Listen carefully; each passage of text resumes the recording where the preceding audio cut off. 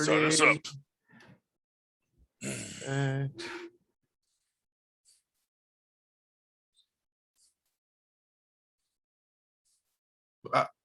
We're we good? Recording has started. Yes, sir.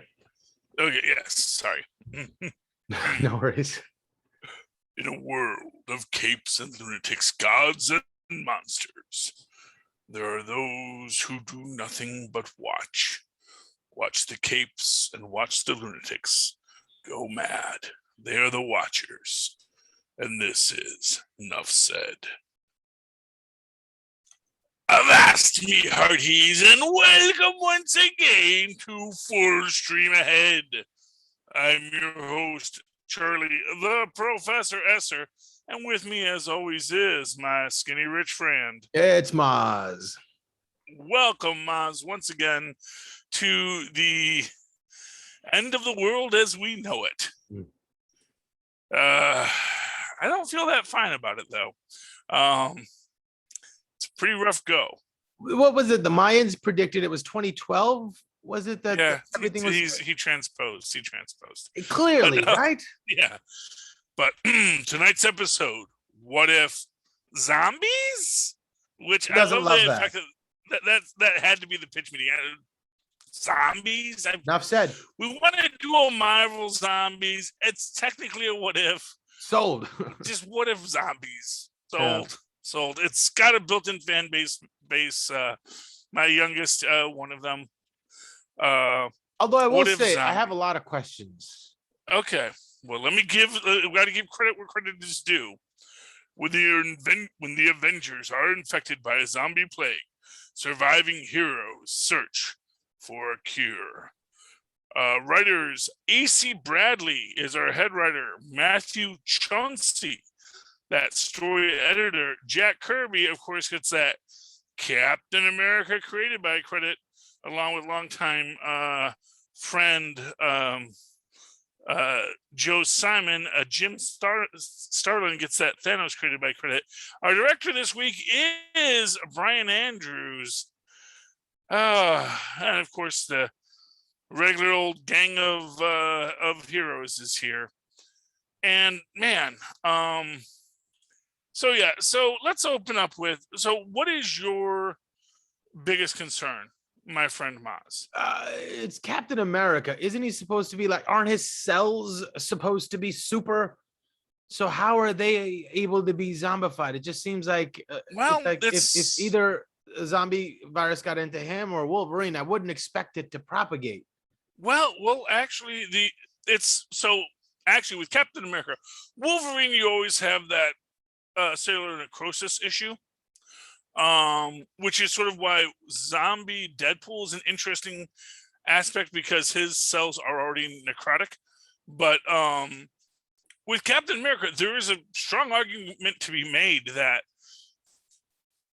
because this virus overwhelms the system, that it then uses Steve's own more efficient cellular processes to spread itself faster. They become a more dominant virus. I mean, there's lots of ways you can look at it. The zombie universe is plagued with a lot of nerds who say, there's no way that character could have become zombified. Whether it's the Hulk or Silver Surfer, someone always wants to say why it's impossible, but they still do it because it's cool, man. Right. Fair enough. I mean, no one cares that Galactus is an esoteric entity and a force of nature. Let's make him a zombie too. Fair enough. I mean, why not? The series should have been called Why Not What If. Yeah, well, in this case, but I liked their take on how, and it's interesting because it's, and as we say, this is the second time Hank Pym destroys the world. And in both cases, it's always about him not taking the course he does in the MCU. In the MCU, his course is to be reserved, to respect the forces he's dealing with, and to slow down. In this world, this is him going too quickly, too fast, Like in what do you this think world, is the big difference that butterflies its way towards that change? well, there is here's an interesting argument for you. Okay. So let us say that in this universe, immediately after Ant-Man, the Ant-Man film, Hank dusts out his vessel once he knows you can go to the quantum realm and survive. He's gonna just go in like Reed Richards with a funding just got cut. He's gonna go steal the rocket and go to space. Dang the consequences. And in this one, he makes this choice early, and then when you come to this idea that time does not flow the same way in the quantum realm, and we do see that quantum energies can have weird effects on physical beings like the ghost, maybe that the zombie existence of Janet Van Dyne was always something that occurred, but she got better in the quantum realm. In the quantum realm, it was a virus that she worked her way through. And in the human realm, once it's out here, you never get that chance to have that infinite time loop to get better in. So an interesting thing, recently someone had realized that the most interesting thing about rabies is that likewise rabies kills you by exhausting your body, but that by the time rabies has killed you, your body has really finally started to mount the proper defense against it.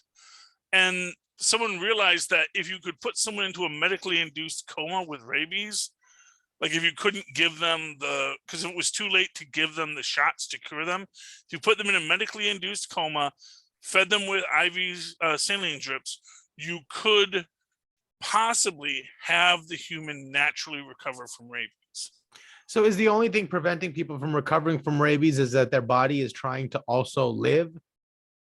Basically, yeah. Well, because that's basically it. It's like your body. Wow, interesting. It's that it's that it's almost impossible for your body to handle all of the things that are going on with it. Especially one of the key factors of rabies is severe dehydration and excessive production of saliva.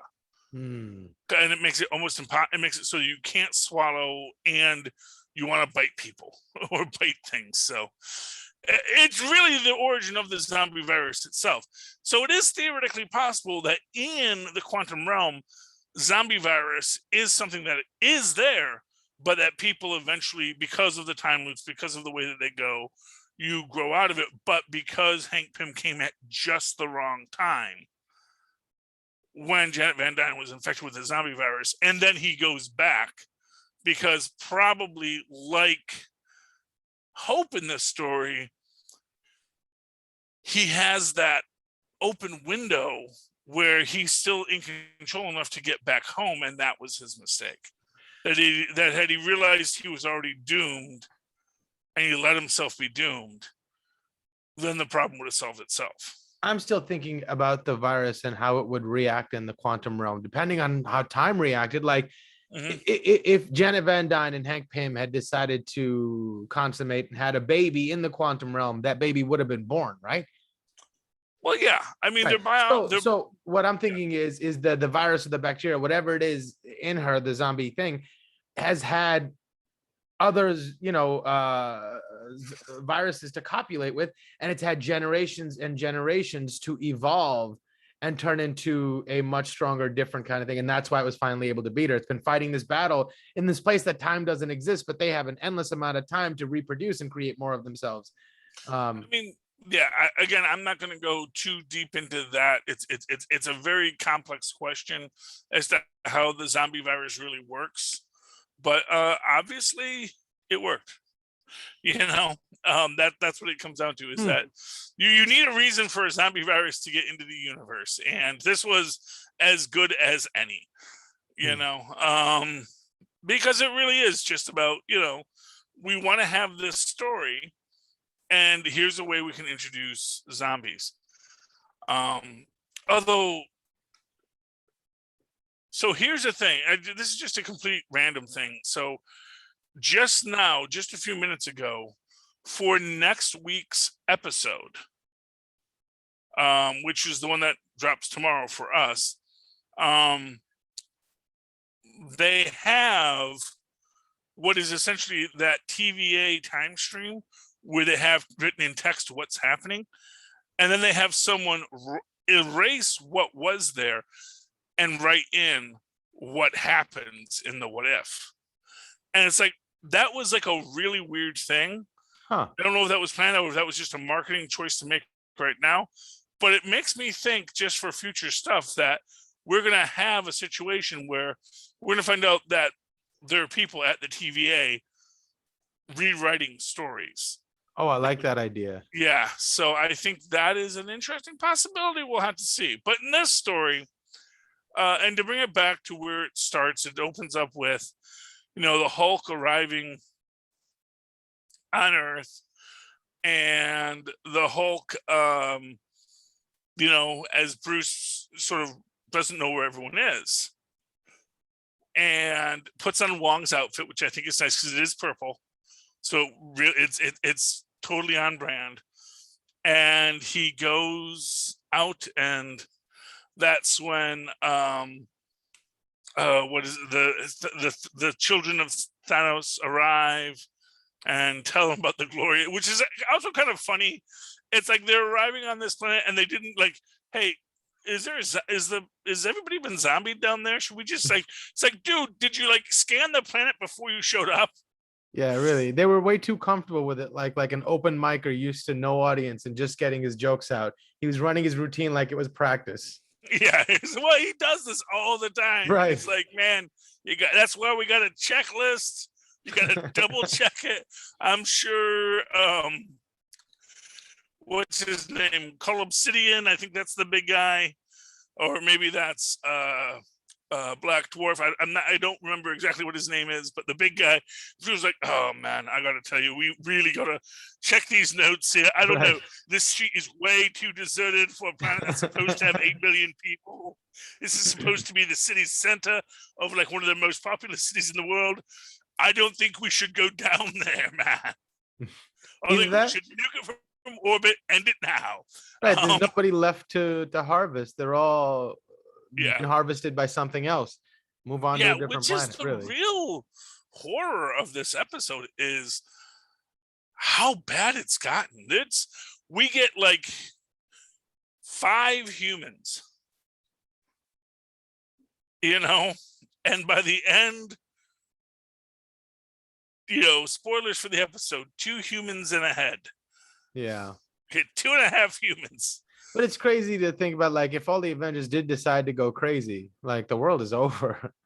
Well, I mean, if there's something else happening, there's always the argument, there's always new heroes to rise against a threat like Thanos, Like, that even after a Thanos thing, there's going to be somebody left and somebody's going to avenge us, as it were, I find it interesting that when they turn into zombies, they still hold on to like a piece of who they are. Like Cap still fights like Cap. He knows all his own moves, right? And Thanos at the end has his gauntlet. And he's like, I'm going to do bad stuff with it. Like there's that piece of them, that impetus of being is still there. Like I wonder what that means. Or is it just because it's cool also? Well, I mean, yes and yes. So in the original Marvel Zombies comics, the zombies were sentient. Oh, interesting. They were I like that.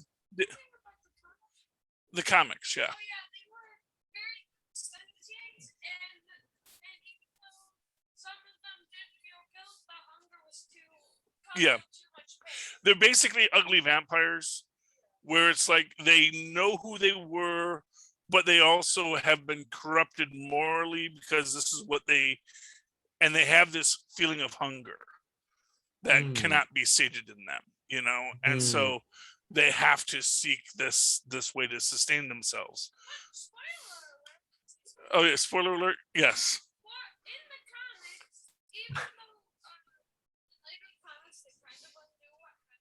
Yeah. The second comic, the original version ends. Mm-hmm. Anyway, Anyway.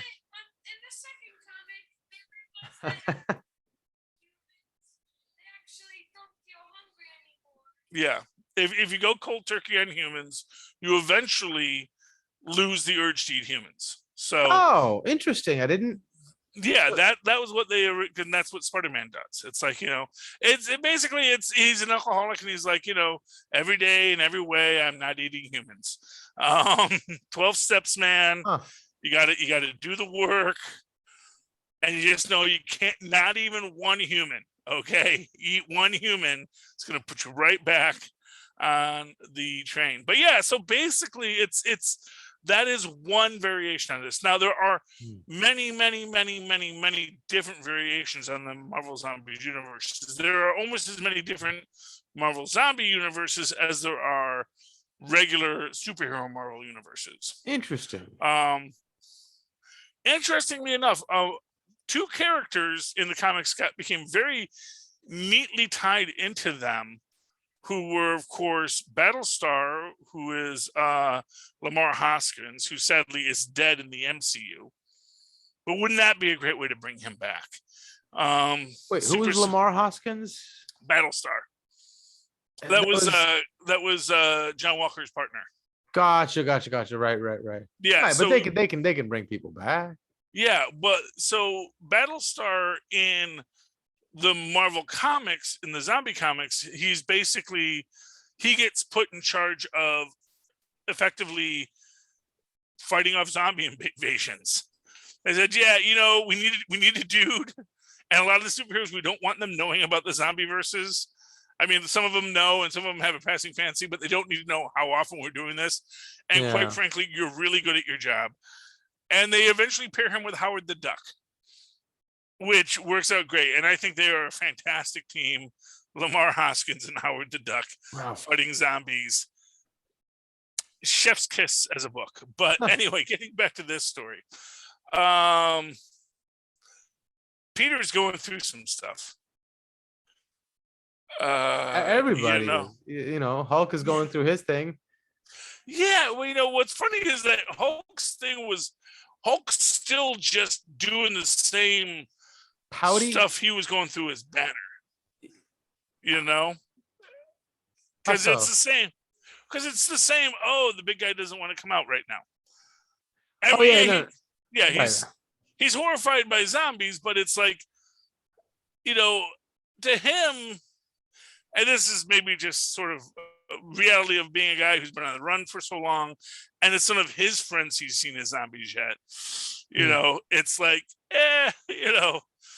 it's almost like a Tuesday for him in this sense. It's like, I've been kind of out of it for a while, and it's not hitting him as hard. Right. But the thing about Peter is he is very much, the idea with Peter Parker and Spider-Man in general is how much his outward joviality is a coping mechanism for his immense insecurity and fear and doubt and trauma he's experienced because of the actions he's taken and that have led to other things. Which is one of the biggest notes about this episode is this is the first canonical MCU reference to Uncle Ben. Oh, is that right? Yes, there is one scene where when in Far From Home, where you see the BFP initials on his luggage, but I don't even think they say that it was his uncle's suitcase. That's just the luggage he has. And so that was a big deal for some people, myself included, because we really had never gotten that before. This idea that,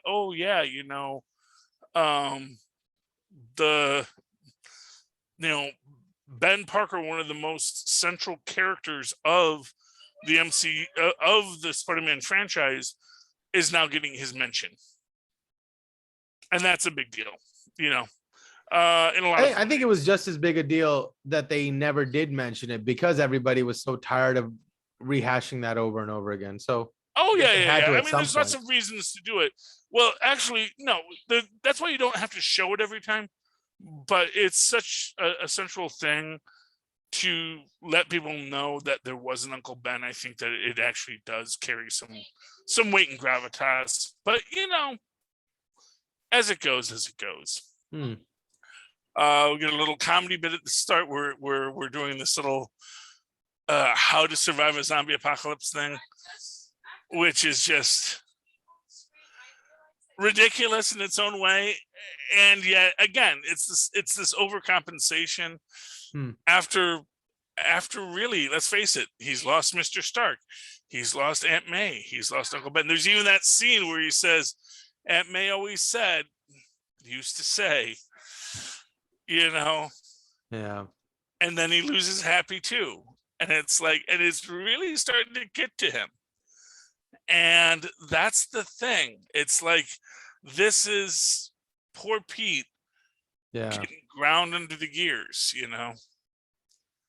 and it's not fair for poor Pete. I'll tell you that. But then again, that's why Parker you're a Love for you. superhero.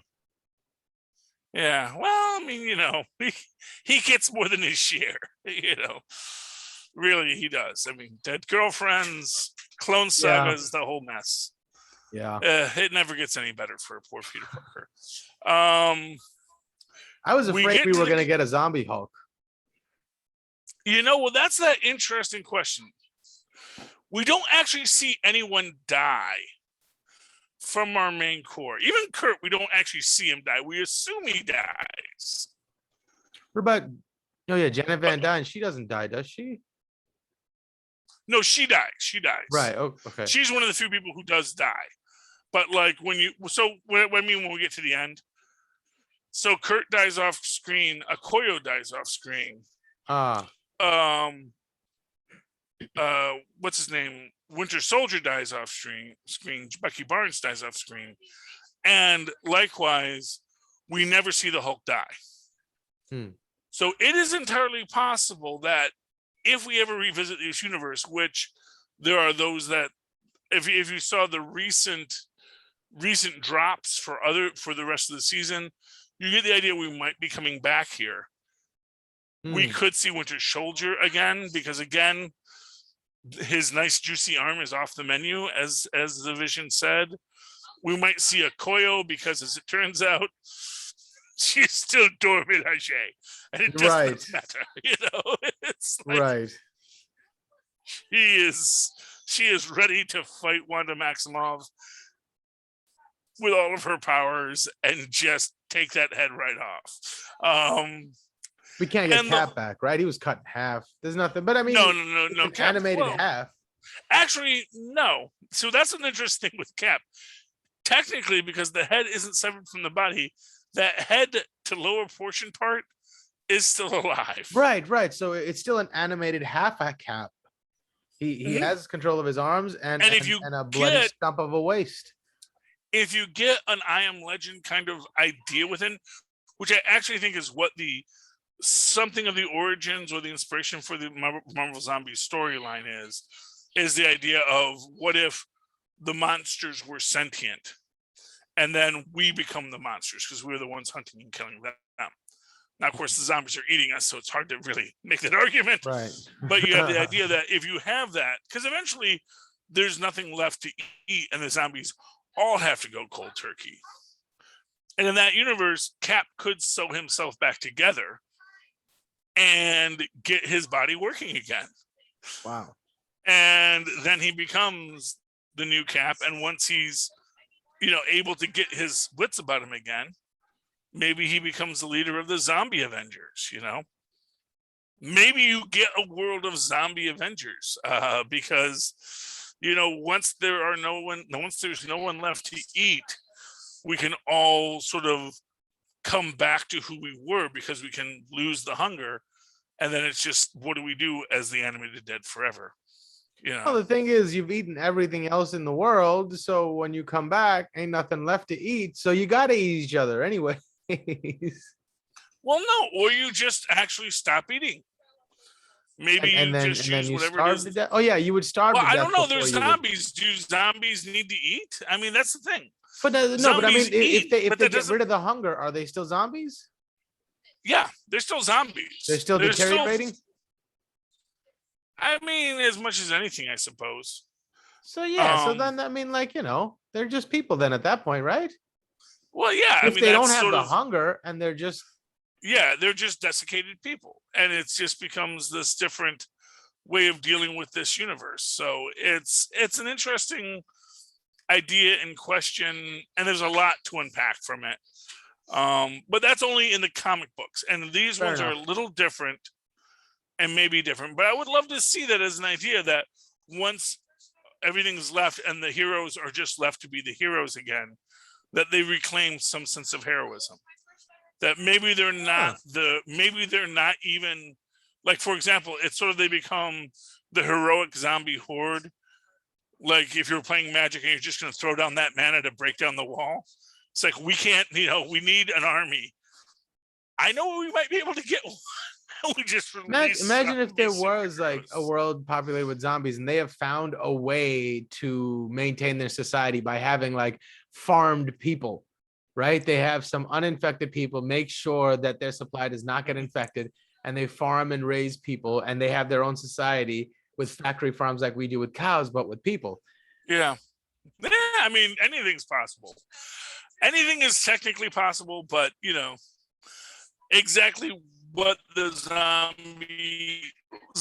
the mechanics of zombies, because really once you don't have muscles and sinews connecting your bones, those body parts shouldn't move anymore. And it kind of it was an interesting thing about one of the things they would talk about hysterical paralysis during World War I, which is that when someone would have a hysterical paralysis from shell shock, it didn't behave like paralysis, but it behaved how they would think paralysis might work. So they'd say, I can't move my arm, but they could still move their fingers. They could do some things that if the nerves were really severed, they wouldn't be able to do. So it was a break in the software, not the hardware. Exactly. So, when you look at like when a zombie's moving, you open up this question, like, how are these zombies modal? It's like they say, how do you have zombies, after winter? Because by winter, they all freeze and they probably break apart. That and like the brain is pretty much all water. Mm-hmm. So how quickly does that dry out? So I mean, like if the brain is gone, if it's just an empty skull, I'm sure the brain evaporates away much faster than tissue, than muscle or skin. Yeah, there's no scientific understanding of zombies. I would rather just believe that it's supernatural. Zombies. That makes more sense. Yeah, exactly. And once it becomes supernatural, then you can really open up a lot of Then you can open up a lot of venues, because then it doesn't have to follow physical logic. It has to follow the psychological story logic of magic. And then we can be a zombie, but then we can also then reclaim our humanity as a zombie. So that reminds me, there's a lot you can do. I just saw a little while ago that movie, The Green Knight. Yes. Terrible movie. And there's a really funny scene where there's a supposedly a dead body in a cage, and his legs are hanging off the cage and dangling with his feet and metatarsals and everything attached. And my brother looks at it and he goes, "Man, can I get his ACL? Because mine is busted." It's like everything. But his ACL is still connected. His knee is still able to have like that. Yes. I think that's hilarious. That's the fun of being a dead corpse. And I guess that makes me sad that movie was bad. I actually was really looking forward to that. I mean, it seems like people who were fans of the story enjoyed it. For me, it seemed really, really childish and like simple, like a Saturday morning cartoon for 5-year-olds.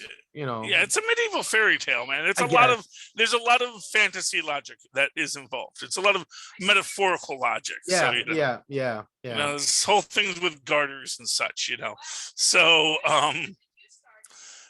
so maybe I'll give it a try. Maybe I'll be I guess just the medieval nerd enough to really right. If you have the proper context before going into it, I think it can be enjoyable as a piece of history, as opposed to a piece of Yeah, I mean, I was relevant hoping for something much storytelling. more Terry Gilliam. You know, but I guess who directed that? Do you know? No. No, it was somebody that's like actually not a bad director. So, okay, we'll have to see. But getting back to this story, good old Camp Lehigh, the center of all craziness in New Jersey. So got to go to Jersey. Indeed. Before that, we should talk about that. Yes, we know Grand Central Station doesn't connect to New Jersey. But in this universe, they did build a line that did. That's why they're going there, because it's better.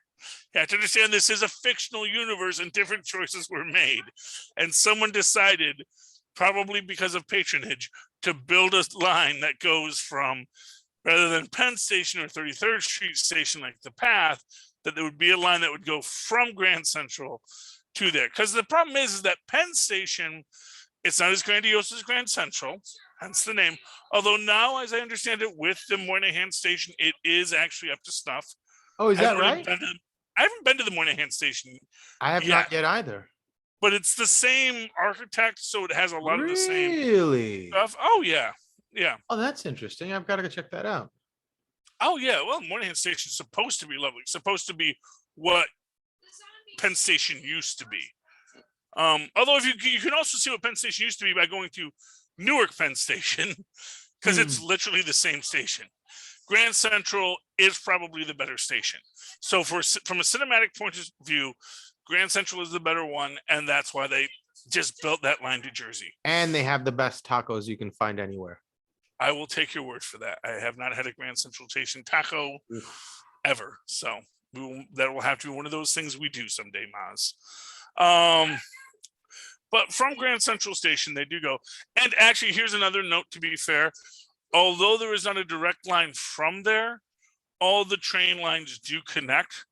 So you could actually run a line from Grand Central to it. But honestly, who's doing all the switching on this? That's another big question that's never quite explained. Right. But that's okay. We're assuming it's all done with Stark Tech. Superheroes don't need Metro cards. Yeah. Well, train switching, it's a much more complex thing because you have to know where the tracks are going. You have to switch the different tracks because they all switch, but also they had a car. Why didn't they just drive across the bridge? Huh. I mean, were the zombies on the bridge that bad? Oh, yeah. No, I mean, because it's not just the zombies, it's the debris of left cars that people have probably funneled all the gas out of. And they're just like an obstacle course that a car can't get through any longer. Yeah, but they've got a shrinking car, so they can just to it. Well, I guess it probably takes a long time to drive the shrinking car. Yeah. So there's all these cost benefit analysis, but it's like at a certain point you have to ask, like, really, was this the most effective transit? We're going to assume yes. We're going to assume there's a whole cut scene. We go, okay, well, what if we go to here and here? Yeah. And we Kramer go and Newman the bridge? came and helped them out. Yes. If we get the truck for free, that cuts all our overhead. Mother's Day. Oh, okay. That's some deep Seinfeld deep cut. Anyway, so they get there, happy days. They take the train. They go to New Jersey. Fortunately, the train goes near Camp Lehigh. Again, what luck. I'm sure they picked the right train, too. Well, yeah. I mean, like I said, that's all that stuff that was going on in that pre-planning meeting when they were discussing and going over it. So, okay. So we know that this train goes here. Fortunately, the pumps are still working, so everything going underneath the tunnels have not been flooded in. Like, one has to assume there's still like plenty of electricity flowing. That obviously we've got a lot of. This is a Stark Tech world. We have to remember that in a Stark Tech world, because we even get that the train. The problem is that there's just the train will start. It just needs to get a push, and it's going to run just fine. which again doesn't really make sense, except I guess it does if it's all Stark tech, Right. But they get there and they realize that, oh, now we got to go over the zombies. We get this scene with Cap fighting them, and this is one of the weirdest aspects of this story I find, which is that the zombie outbreak starts on the West Coast. But by the time, and we see Cap and T'Challa and Hawkeye and Iron Man all coming in at that point in the Pacific Northwest to deal with the zombie outbreak. And now they're all back in New York by the end of it. So, right, because they still have control of their powers. Wong was portaling them around wherever they wanted to go, and well, they but seem Wong to have wouldn't a have been sense there. of... Wong No, was but what I'm better. saying is, I mean, like Iron Man could have flown them. He probably still knows how to fly a plane. Fair enough.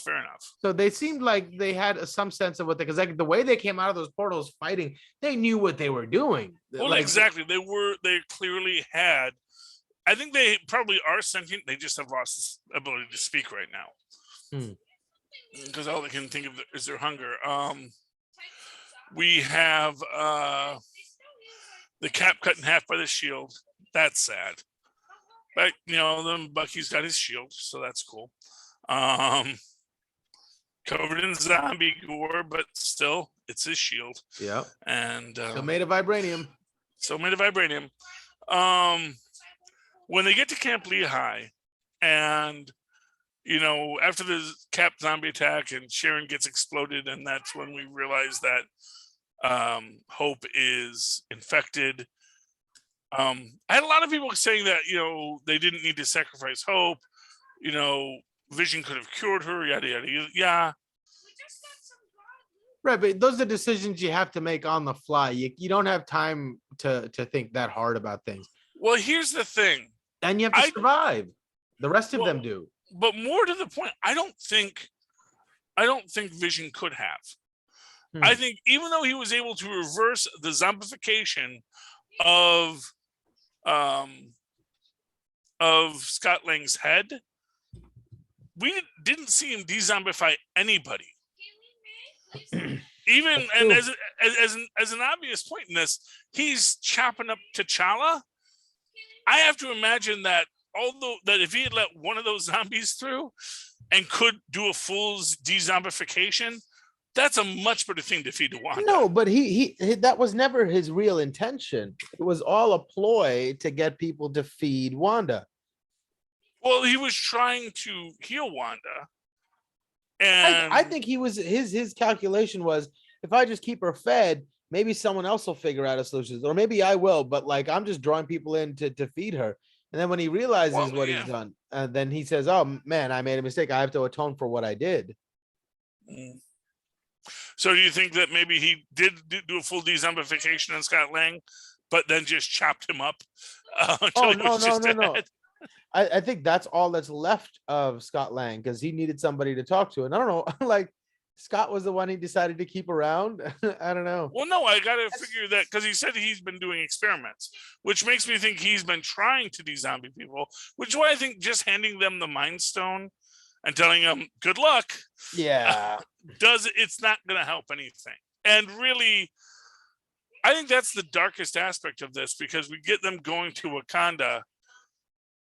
But what's weird about it is that clearly it looks like Thanos is inside of Wakanda at the end, or is he just landed in New York? That was one thing I wasn't quite clear on. I didn't understand what the barrier was, but you're right. That did look like the force field around Wakanda.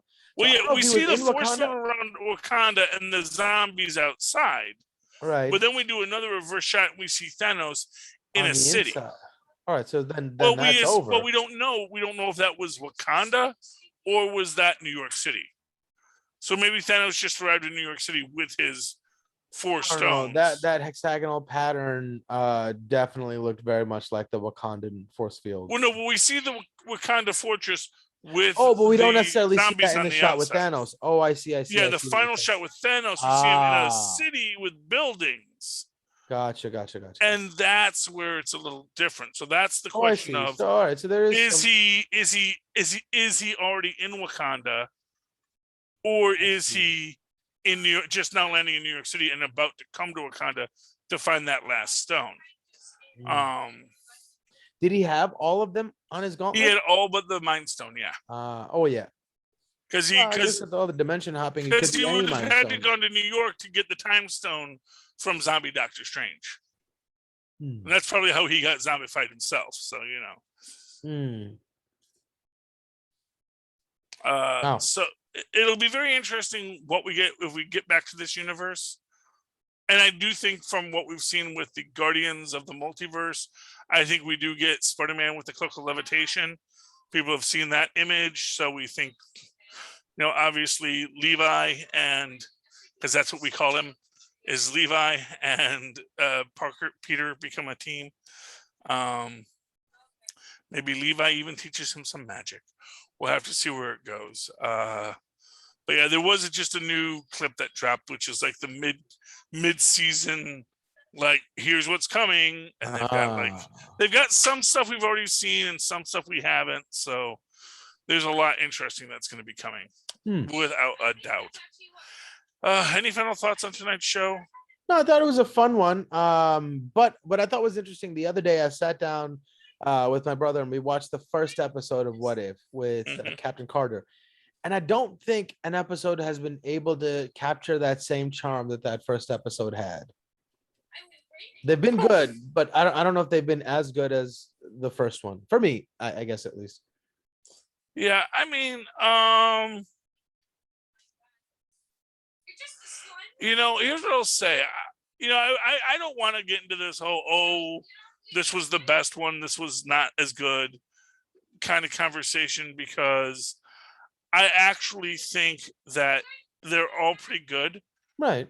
But I do think Captain Carter had a great sort of gee whiz quality to it, where you really felt the power of and for what it's worth, that was a golden age story. That was a World War II story. That was a hero and a battle. Right. There was no gray area. There was no ambiguity about who was the good guy or the bad guy. Maybe that's it. And I guess we got spoiled by the What If concept by now, and we're expecting craziness. And that's like, that was still new to us. What I think the Captain Carter story has going for it is both that it's that whiz bang, golden age, beauty. It is disambiguousness, and the fact that the tragedy at the end is one we're already familiar with. We know about, Save the Last Dance. Yeah. Say that it's a replay of what we've already seen. So on one level, we hope it's going to be a happier ending, but when it is just the same sad ending, we can accept it. Yeah. I'm glad Captain Carter won't have to run into zombie Captain America. Well, we'll see what happens.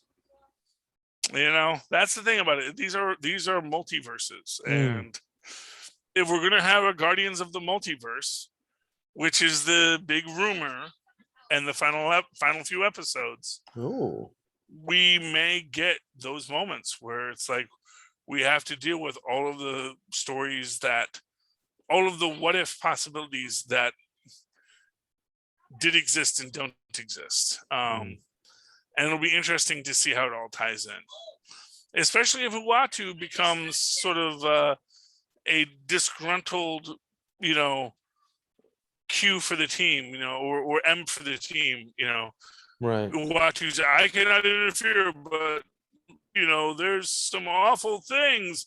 I'm just going to leave on the television set right here. And if you look and you decide to attack that, who am I to? I can't stop you. That would violate my oath. I'm just sitting here on the moon watching TV. Oh, look at this multiverse. Goodness, that looks like a multiverse about to be destroyed forever. That's funny. Anyway. Yeah, but we will have to see what happens with all of it. you're very hopeful that it's going to end well, and I think it will, because I think we've gotten a lot of good with it. I think that the darkness of the last few episodes have been hard, but my big prediction is, here's my big prediction. Next week's episode, Wednesday's episode, tomorrow's episode, for us, it's tomorrow for us. For everyone else, if you're listening to it, would be for the next week from this time. But yeah, I think that's going to be a real uplifting one, as uplifting as the T'Challa Guardians of the Galaxy episode, where it is actually going to be about Killmonger making peace and using his powers for good. Right. That's like, who is, because like if they're going to Wakanda, somebody has the mantle of the Black Panther. Who is that? Well, that would be T'Chaka. That would be the father. Because because this would take place before T'Chaka is killed. So if he goes there, he's got no beef with T'Challa at that time. His beef is with T'Chaka.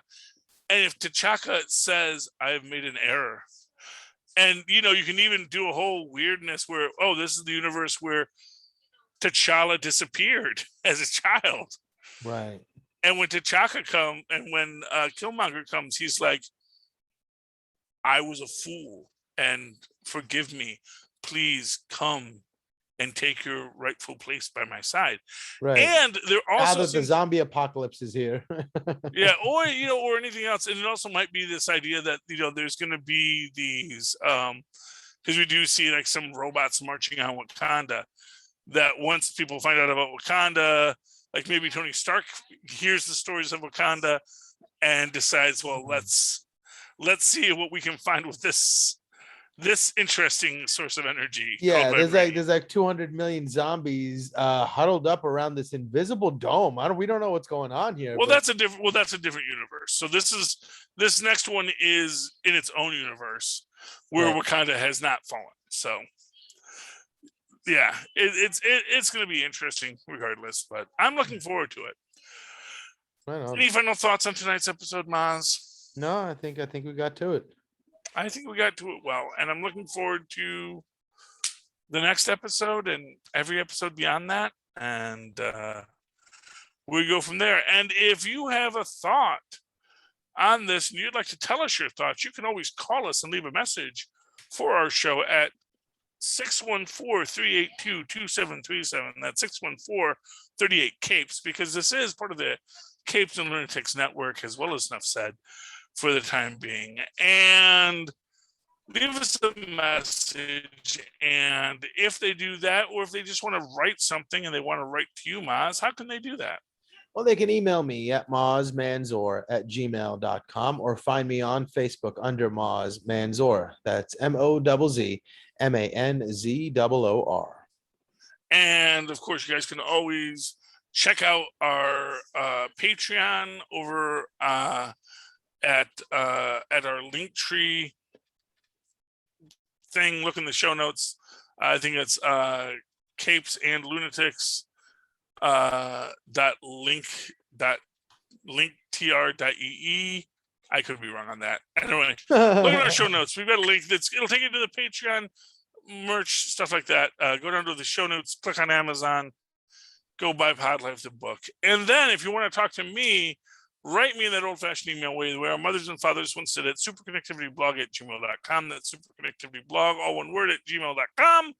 And of course, follow me on Twitter when I live tweet things like Stargirl when it comes back at Charlie Esser. That's CharlieEsser. Look for the two E's in the middle. For quality. Bing. Thank you, Mozz. All right, ladies and gentlemen, this has been another evening looking into the abyss, observing all and doing nothing. Enough said. All right, you landlubbers, you have followed us in this briny batch through another episode of Full Stream Ahead. Come back again next week. Arr. All right. All right. I will